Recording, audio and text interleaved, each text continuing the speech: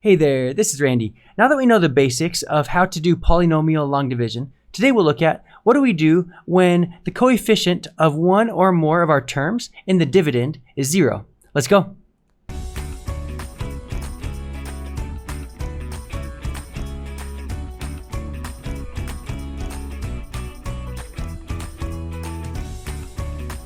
So let's start with the instructions today. It says, in addition to the divisor shown, the divisor is that number in the denominator. It says, identify one more factor. So this is implying that x plus 4 is a factor of the dividend. So we need to identify one more factor of the given dividend using long division. Okay, so now this probably looks pretty familiar, but the dividend is different than we've had in the past. And this is why. In the past, when we have done polynomial long division, the terms go in descending order without skipping any powers. So you can see we have x to the 4th, x to the 3rd, but we don't have x squared. And then we have x to the 1, and then here we have x to the 0, because 20 is like saying 20 times x to the 0. So that x squared term is what we're missing. So it's like we have an x squared term, but the coefficient is 0, which is why we don't actually see it in the dividend. But we're going to see that it's important to write this squared term in the long division because it will allow us to write our quotient more easily. So here we have our long division set up, and this 0x squared is what did not appear in the original dividend. The value is still the same of this dividend and this dividend, because if we add 0, obviously it does not change the value. Now, before we do this long division, let's talk hypothetically. If we had no 5x and we just had x to the 4th plus 4x cubed plus 20, what would we do? Well, we would need to write 0x squared and 0x in our long division in order to be able to write our quotient more easily. And you'll see specifically how that looks as we write the quotient. You'll see why it's so important. But in this example, we do have 5x. Our quotient right here, what we're going to get times our divisor is equal to the dividend. In other words, our quotient and our divisor will both be factors of the dividend. Why is that significant? Well, they're asking for one more factor. Okay, so whatever we get in the quotient will be that one more factor. That will be the answer. Okay, enough talking. Let's do some long division. So we need to take this first term in the dividend and divide it by the first term in the divisor. And that is x cubed. So now we need to distribute x cubed to the divisor. So times x and times 4. And then write that product right below our dividend.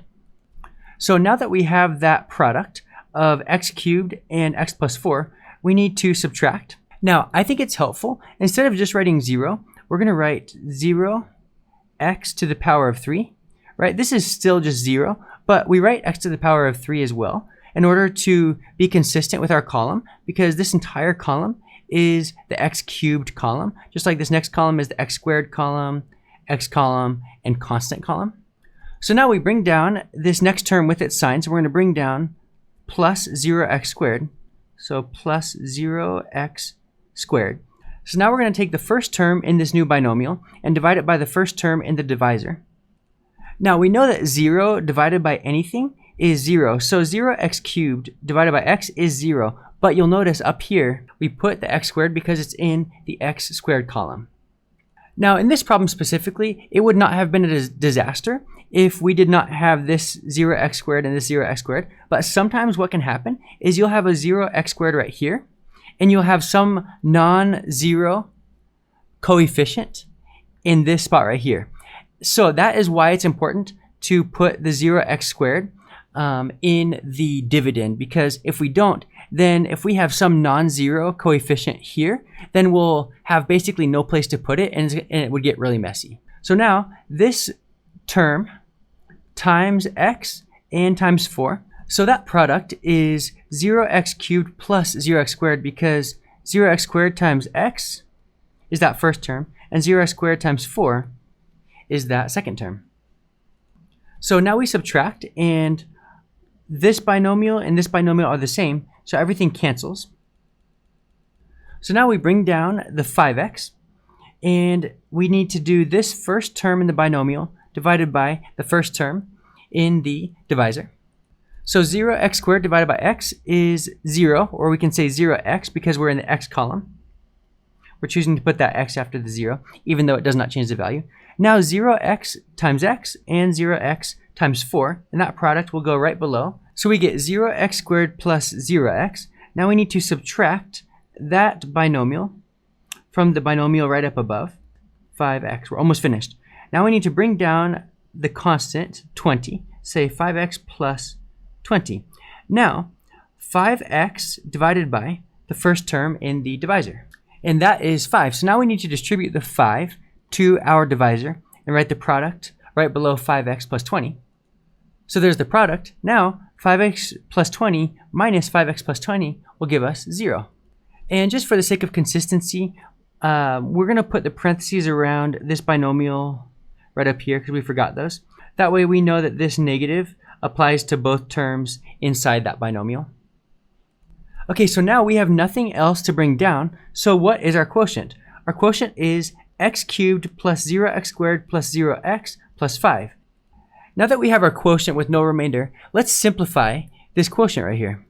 So there it is, x cubed plus 5 is our simplified quotient. So what does this mean? This means that x cubed plus 5 times x plus 4 will give us that original divisor. So let's look at the original question really quick. So we needed to identify one more factor of the given dividend, that is one more factor of this expression in the numerator, and that one more factor we now know is this quotient, which we simplify to be x cubed plus 5. So for this next question, all we need to do is just rewrite this to include any missing terms, that is any terms that have a coefficient of 0. So how would we rewrite this one? Well, we don't have any constant, right? We just have 4x squared minus 12x. So if we were doing long division, we would want to write the dividend like this before we actually do the long division. So what is the missing term in this dividend? Looks like the x term is missing. So to write this as we would for long division, we would say x squared plus 0x minus 144, and then we'd be able to do our long division. As I mentioned before, I'd love to just reinforce that we put this extra term in the dividend because it makes it easier as we develop our quotient. All right, that is everything for identify factors with polynomial long division. See you next time.